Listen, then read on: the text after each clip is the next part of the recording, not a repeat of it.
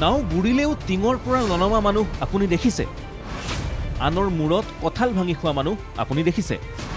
আজি আমি দেখুৱাম।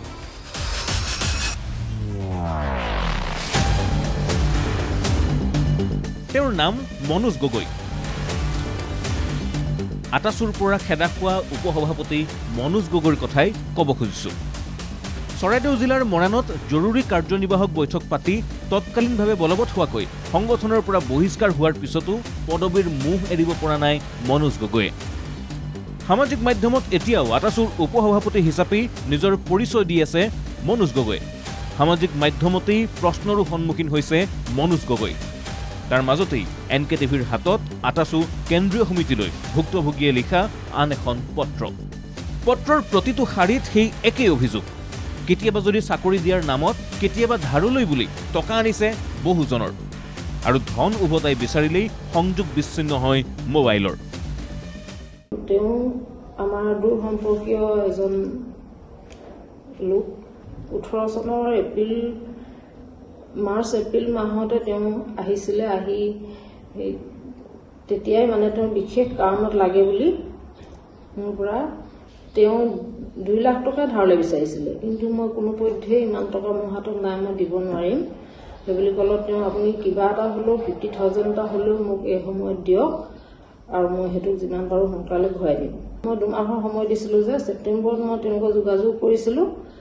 তেওঁ ফোন ৰিচিভ নকৰে আৰু পিছত ফোনো ব্লক কৰিলে। পিছত মানে আকৌ ফোন মই মাজে মাজে কৰি আছোঁ, কিন্তু ৰিচিভ নকৰে। এইবাৰ অভিযোগ মনোজ গগৈৰ খুদ আত্মীয়ৰ। পৰিচয় ৰাজহুৱা কৰিবলৈ অনিচ্ছুক এগৰাকী মহিলাৰ পৰাও ধন লৈছিল মনোজ গগৈয়ে। সতীৰ্থ পংকজ বৰগোহাঁইৰ একাউণ্টত 50,000 টকা দিয়াৰ দাবী মহিলাগৰাকীৰ। পিছত ধন বিচাৰি যোৱাত সেই মহিলাগৰাকীক অভদ্ৰ আচৰণ কৰিছিল হেনো মনোজ গগৈয়ে। কেছ পইচা নাই হাতত, গতিকে নহ'লে চেকতে দি দিয়ক, পংকজৰ নামতে চেকটো দিয়ক, মই পাম। মই সেইমতে তেওঁ বিশ্বাসত দিলোঁ। তাৰপিছত মই তেওঁৰ ঘৰলৈও গৈছোঁ এবাৰ পইচাটোৰ কাৰণে। তাৰপিছত তেওঁৰ মাক আৰু বোৱাৰীকো আছিলে সেই সময়তে ঘৰতে, আৰু মাকৰ সন্মুখতেই মানে তেওঁ বহুত অভদ্ৰ আচৰণ কৰিছে।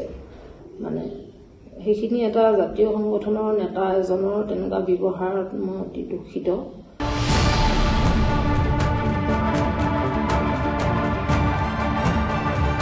মুখ্যমন্ত্ৰী প্ৰাক্তন মুখ্যমন্ত্ৰীৰ নাম লৈ চাকৰিৰ বজাৰ মেলা মনোজ গগৈৰ কুকীৰ্তি পোহৰলৈ অহাৰ পিছতেই প্ৰতিক্ৰিয়া প্ৰকাশ কৰে মুখ্যমন্ত্ৰীৰ ৰাজনৈতিক সচিব তথা ৰাজ্যসভাৰ সাংসদ পবিত্ৰ মাৰ্ঘেৰিটাই।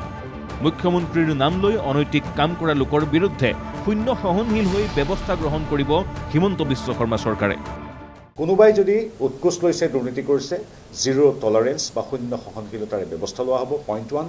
পইণ্ট 2, কোনো ব্যক্তি সংগঠনৰ বিষয়ে আমি কেতিয়াও নকওঁ যেতিয়ালৈকে অভিযুক্তটো প্ৰমাণসিদ্ধভাৱে অভিযুক্তগৰাকী দোষী সাব্যস্ত নহয়। চাকৰিৰ কোনো বজাৰ আজিৰ তাৰিখত নাই বুলি মন্তব্য কৰি মনোজ গগৈয়ে ভুল কৰিলে শাস্তি পাব বুলি কয় ৰূপজ্যোতি কুৰ্মীয়ে।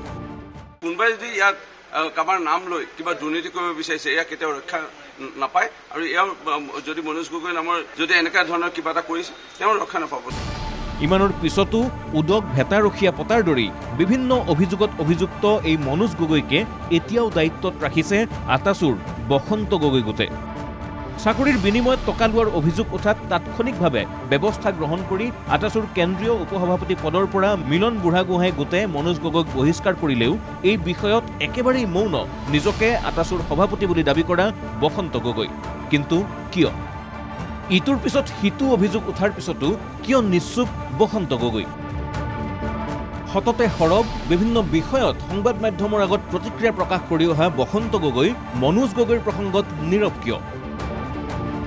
পৰৰ মূৰত খোৱা ভটিয়া নাৱত যোৱা মনোজ গগৈৰ কলা অধ্যায়ৰ সৈতে কিবা সম্পৰ্ক আছে নেকি বসন্ত গগৈৰো?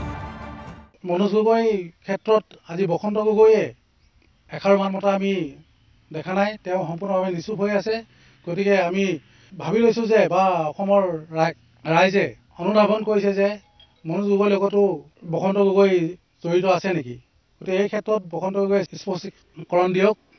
প্ৰশ্ন চৌদিশৰ পৰাই উত্থাপন হৈছে, পিছে ইয়াৰ উত্তৰ দিব কোনে? Bureau' report, NKTV+।